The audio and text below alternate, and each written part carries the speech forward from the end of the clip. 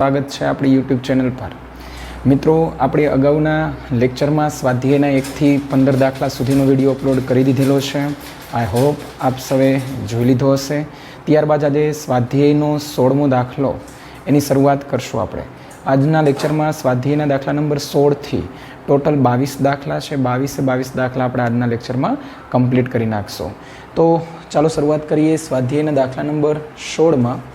प्रश्न आ रीतनो आपेलो छे तमने कि धारो के आपणे Fe 2656 न्यूक्लियसनु विखंडन बे समान टुकड़ा Al1328 में करवानुं विचारीए तो आवुं विखंडन ऊर्जानी दृष्टिए शक्य छे, हाँ के ना।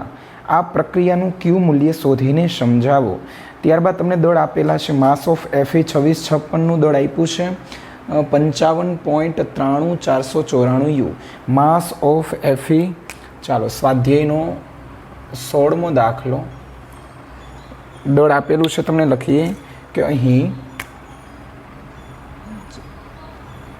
માસ ઓફ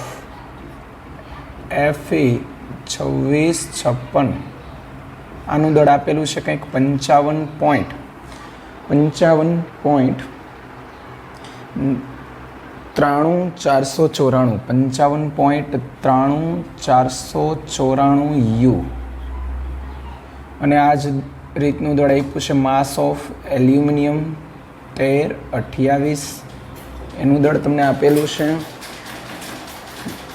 27.98 U। ચાલો તો હવે प्रक्रिया पहला लखीए कि Fe 2656 एनु बे सरखा टुकड़ा एल्यूमिनियम 1328 प्लस एल्यूमिनियम 1328 अने साथे क्यू ऊर्जा आपणे बतावशुं। हवे आ जे छे ए आपोआप प्रक्रिया थाय एनो अर्थ एवो थयो कि उष्माक्षेपक प्रक्रिया कहेवाय। અને જો ક્યુ લેસ ધેન 0 મળે તો કહેશું ઉષ્મા શોષક। ઉષ્મા શોષક હોય તો પ્રક્રિયા આપમેળે શક્ય નથી અને જો ઉષ્માક્ષેપક હોય તો પ્રક્રિયા આપમેળે શક્ય છે। એટલે આપણે પહેલાં ક્યુનું મૂલ્ય ચેક કરશું કે ગ્રેટર ધેન 0 મળે છે કે લેસ ધેન 0। ચાલો તો ક્યુ ઇઝ ઇક્વલ ટુ શરૂઆત કરીએ કે ક્યુનું સૂત્ર મૂકીએ આપણે। Q is equal to delta M into C square.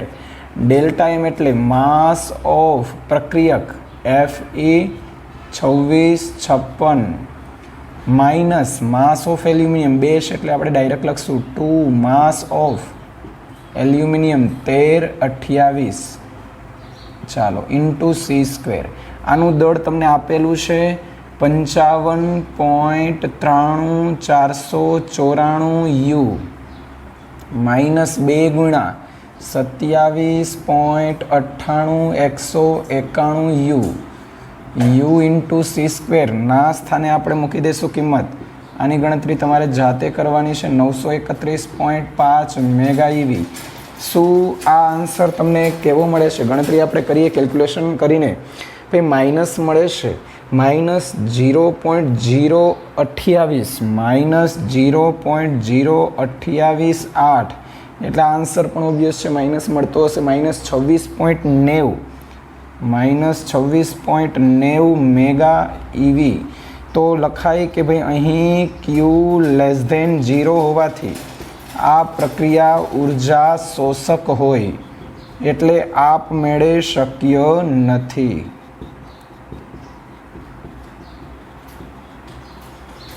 चालो आ तमारो एक्जाम स्वाध्यायनो दाखला नंबर 16 पूरो थाय छे।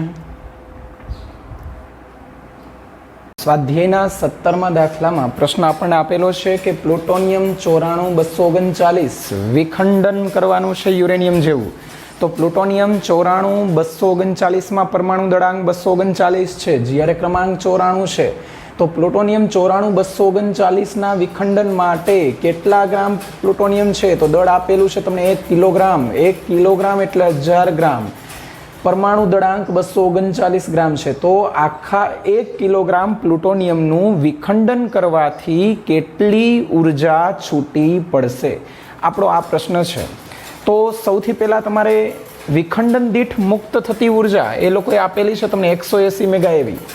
આનો અર્થ એવો થયો કે એક પરમાણુ એક પ્લુટોનિયમનું વિખંડન થાય ત્યારે 180 મેગા એવી ઉર્જા છૂટી પડે. તો આટલા પ્લુટોનિયમ એટલે કેટલી ઉર્જા? તો પેલા પ્લુટોનિયમની આપેલા દળમાં કુલ સંખ્યા શોધવી જોશે. એટલે આપણે શરૂઆત આ રીતે કરશું કે આપેલ સ્મોલ m દળમાં પરમાણુની સંખ્યા, એના માટેનું આપણું સૂત્ર યાદ કરીએ કે n is equal two small m into Na upon capital M. Small m એટલે આપેલું દળ 1000 ગ્રામ, એને એટલે એવોગેડ્રો નંબર 6.022 ગુણ્યા 1023 ઘાત, કેપિટલ M એટલે દળાંક 239. ચાલો કેલ્ક્યુલેશન કરીને n જે આવે તે. ત્યારબાદ આપણે ત્રિરાશિ મૂકશું કે ભાઈ એક વિખંડન માટે મુક્ત થતી ઉર્જા is equal two 180 mega EV. તો n વિખંડન માટે કેટલી?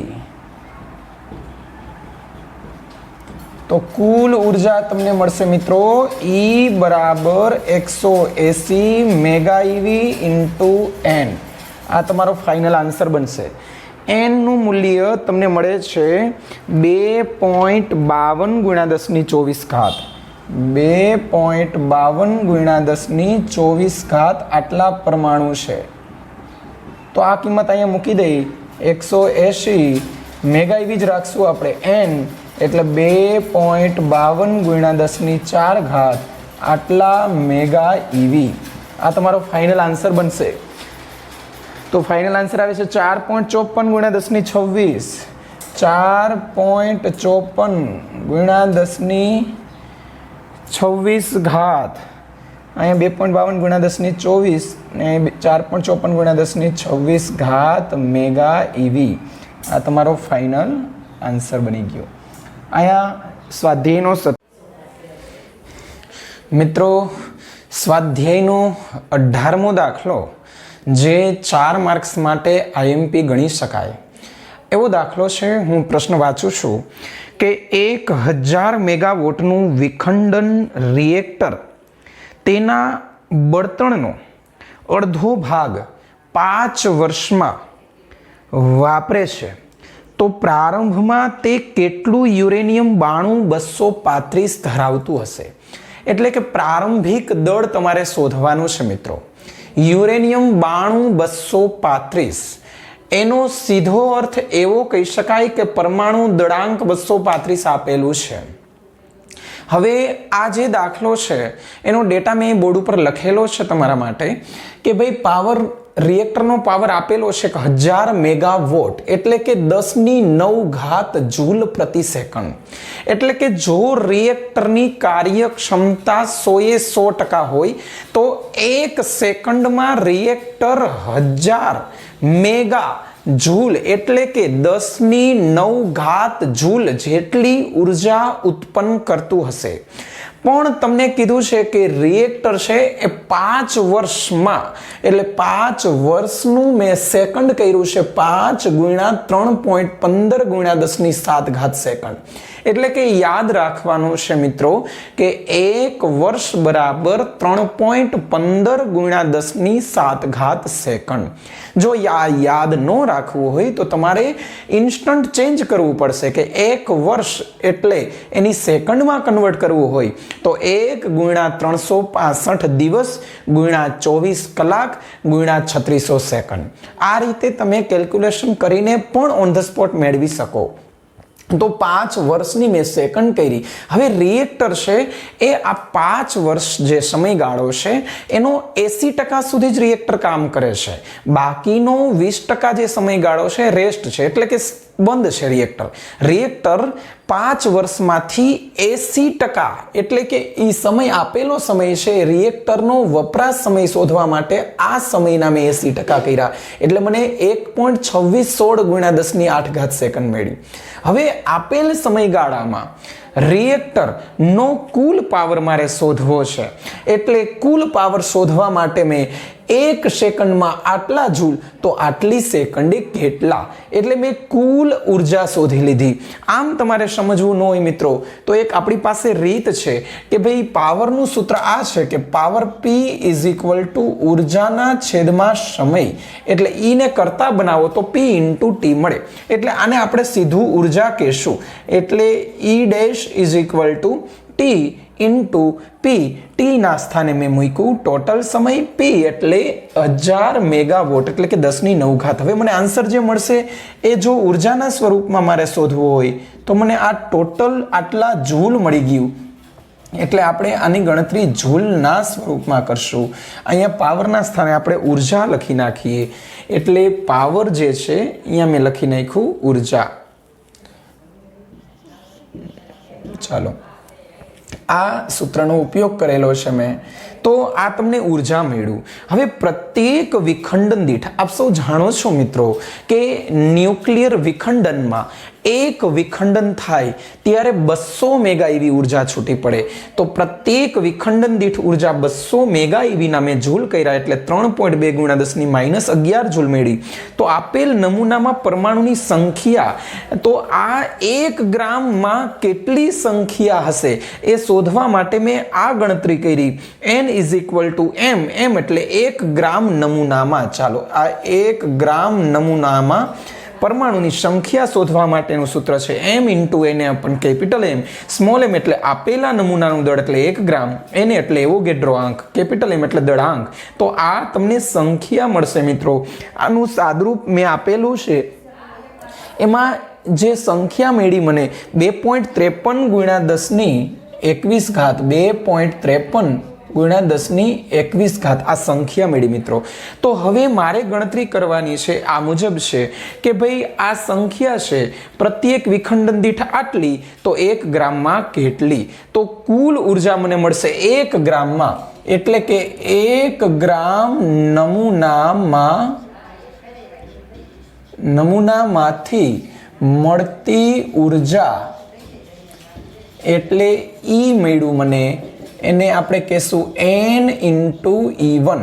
આને આપણે E1 કહેશું પ્રત્યેક વિખંડન દીઠ. n એટલે સંખ્યા મળી મને 2.53 ગુણ્યા 10⁻21 એને ગુણ્યા E1 એટલે 3.2 ગુણ્યા 10⁻11, 21 - 11 એટલે 10⁻10. 2.53 ગુણ્યા 3.2 મેં કર્યું તો 2.53 ગુણ્યા 3.2 એટલે 8.16 મળે છે. તો 8.16 ગુણ્યા 10⁻10 જૂલ મળ્યું. આને સમીકરણ નંબર 2 આપીશ. અગાઉ જે કુલ મેળવું રિએક્ટરમાં એને આપીશ સમીકરણ નંબર 1. ચાલો, તો હવે આ જે છે મિત્રો કે 8.16 ગુણ્યા 10⁻10 જૂલ ઉર્જા ક્યારે આપે તો કે 1 ગ્રામ હોય ત્યારે. તો આટલી જૂલ માટે કેટલા ગ્રામ, એટલે આપેલ નમૂનામાં કેટલું દળ હશે એ આપણને મળશે 8.16 ગુણ્યા 10⁻10 જૂલ ઉર્જા માટે નમૂનાનું દળ ઇઝ ઇક્વલ ટુ 1 ગ્રામ. તો આટલા એ કેટલું 1.2616 ગુણ્યા 10⁻17 જૂલ ઉર્જા માટે નમૂનાનું દળ મને મળશે m ડેશ, એટલે 1.2616 એને ગુણ્યા 10⁻17 એને ગુણ્યા 1, આ જવાબ તમને ગ્રામમાં મળશે. એને ભાંગ્યા 8.16 ગુણ્યા 10⁻10. તો કેટલા ગ્રામ મળે છે મિત્રો? ચાલો ગણતરી કરીએ. તો મળે છે 0.154 એને ગુણ્યા 10⁻7 ગ્રામ. તો 0.154 અહીંયા 10⁻3 કાઢીને કેજી કરી નાખીએ તો 1000 ગ્રામે 1 કિલોગ્રામ થાય. 3 કાઢીને 10⁻4 મૂકીએ એટલે 1540 કિલોગ્રામ અથવા 44 જે આન્સર હોય તે. તો આ તમને મિત્રો દળ મળ્યું. તો આ જે દળ મળ્યું છે એ તો 50% દળ મળ્યું છે. તો પ્રારંભમાં દળ શોધવા માટે એટલે મેં લખ્યું આપણે કે આપેલ નમૂનાનું પ્રારંભિક દળ, તો આપેલ નમૂનાનું પ્રારંભિક દળ m is equal two 2 into m dash તો 2 × 1540 આટલા kg. તો ચાલો કેટલા મળે છે આન્સર ગણતરી કરીએ આપણે. તો 30 15 દુ 30 અને 40 દુ 80 એટલે આની નજીકનો આન્સર મળશે. એટલે લગભગ 3088 kg. બરાબર, તમે જવાબ આ નજીકનો મળે છે.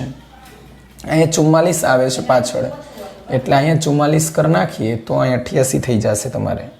ચાલો આ 44 રેડી, એટલે અહીંયા 88 થઈ જશે. 3088 kg. તો આ દાખલો મિત્રો હું ફરીથી એકવાર રિપીટ કરું છું આખો દાખલો કે ભાઈ તમને રિએક્ટર કેટલા વોટનું છે એ તમને આપેલું છે કે 1000 મેગાવોટ એટલે કે 10⁹ વોટ. વોટ એકમ આવ્યું એટલે મેં સીધું ચેન્જ કરી નાખ્યું જૂલ પ્રતિ સેકન્ડ. એટલે કે પાવરનું સૂત્ર છે ઉર્જાના છેદમાં સમય. હવે આ જે મિત્રો છે ત્યાર પછી એને 5 વર્ષ સમય આપ્યો, પણ આ 5 વર્ષ સુધી 24/7 એટલે કે 24/7 કન્ટિન્યુ રિએક્ટર કામ નથી કરતું.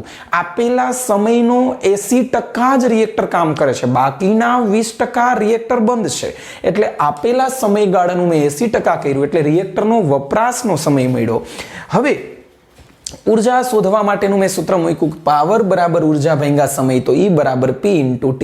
T એટલે આટલા સેકન્ડમાં આટલા જૂલ, એટલે મને મળ્યું આ કુલ તમને મળી ગયું કે રિએક્ટર 5 વર્ષના 80%નો ઉપયોગ કરીને કુલ ઉર્જા આટલી જનરેટ કરતું હશે. હવે યાદ આવ્યું ભાઈ કે પ્રત્યેક વિખંડન દીઠ 200 મેગા એવી ઉર્જા છૂટી પડે. તો મેં એકમ દળ મેં ધારી લીધો કે ભાઈ 1 ગ્રામ નમૂનામાં સંખ્યા કેટલી.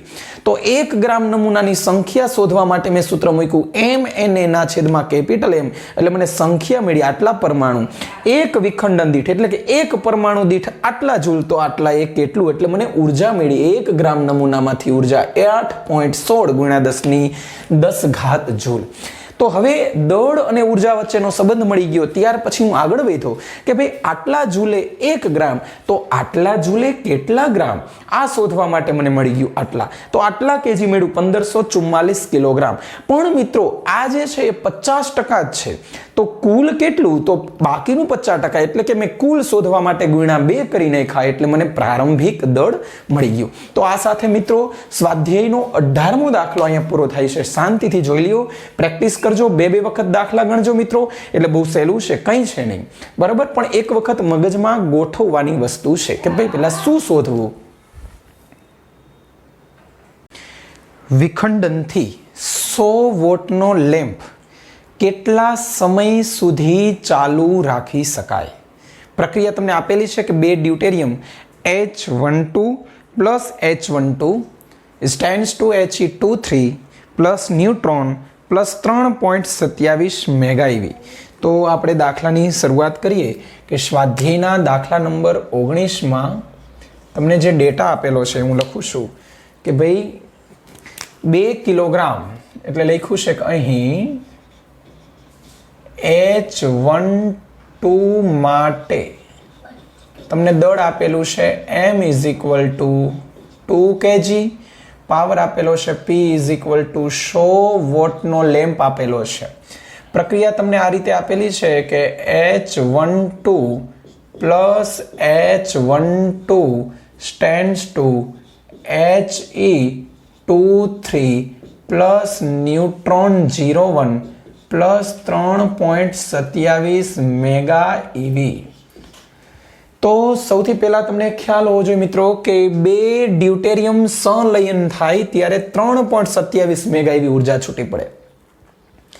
તો કેટલા ડ્યુટેરિયમ આની અંદર છે 2 કિલોગ્રામમાં, એ આપણે શોધવાનો પ્રયત્ન કરશું. એટલે આપણે પહેલું સ્ટેપ લખશું કે આપેલ નમૂનામાં પરમાણુની સંખ્યા, આપેલ નમૂનામાં પરમાણુની સંખ્યા શોધવા માટેનું સૂત્ર છે M × Na/M. M એટલે આપેલું દળ 2 kg ના મેં ગ્રામ કરી નાખ્યા. Na એટલે 6.022 × 10⁻23 ના છેદમાં કેપિટલ M એટલે પરમાણુ દળાંક. પરમાણુ દળાંક એટલે ઉપર જે આપેલું છે 2, તો આ 2 ગ્રામ છે. એટલે તમને આ મળ્યું 6.022 × 10 2 કેન્સલ, 23 ને 3 26 આટલા પરમાણુ 2 કિલોગ્રામની અંદર હશે. તો આ જે સંખ્યા મેળી તો આપણી પાસે પ્રક્રિયામાં 2 ડ્યુટેરિયમ ભેગા થાય ત્યારે 3.27 મેગા આવી. તો આટલા એ કેટલી? એટલે હવે આપણે લખશું કે ભાઈ 2H12 ના સંલયનથી મળતી ઉર્જા is equal two 3.27 mega EV.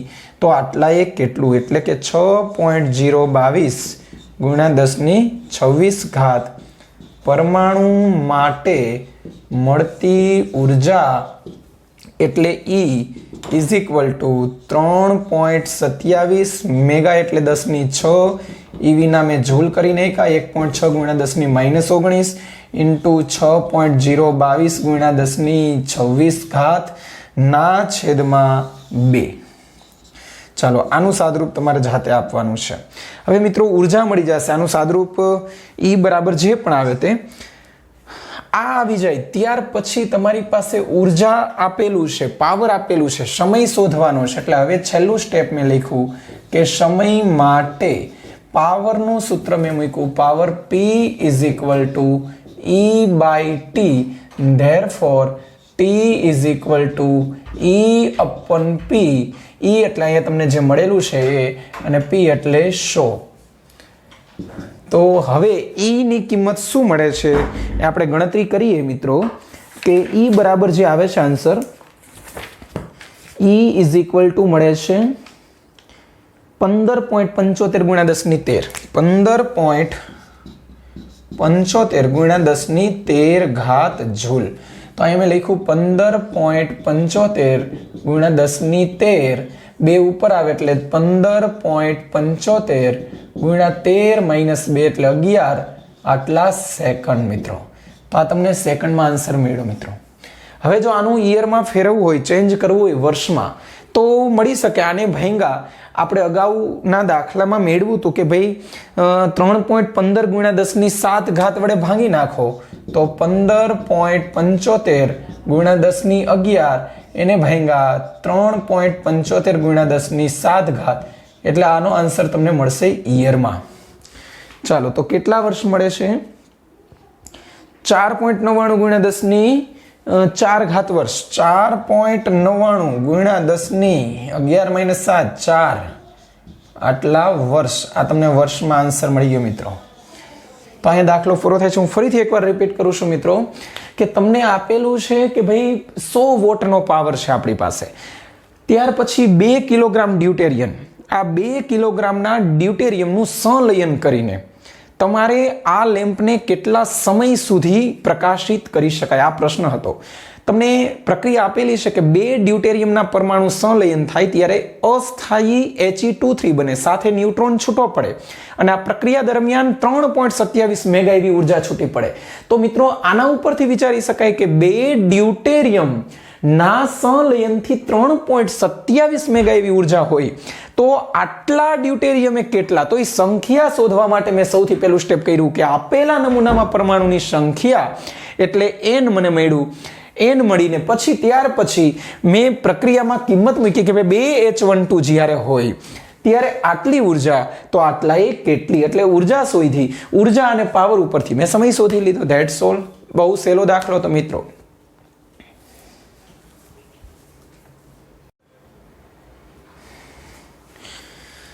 Next સ્વાધ્યાયના દાખલા નંબર 20 નો ડેટા હું વાંચું છું કે 2 ડ્યુટેરોનના સન્મુખ સંઘાત એટલે કે હેડ ઓન સંઘાત કે બંનેના કેન્દ્રો વચ્ચેનું અંતર ખૂબ જ નાનું રહે એને હેડ ઓન સંઘાત કહેવાય. 2 કેન્દ્ર એકબીજા સાથે અથડાય છે એવી કલ્પના કરો તો 2 ડ્યુટેરોન જે છે એનું હેડ ઓન સંઘાત થાય છે. એટલે આકૃતિ આપણે અહીં દોરીએ કે ભાઈ હેડ ઓન સંઘાતમાં એક આ છે ડ્યુટેરોનનો ગોળો, આ એનું કેન્દ્ર છે, એને મેં નામ આપ્યું A, અને બીજો ડ્યુટેરોનનો ગોળો છે,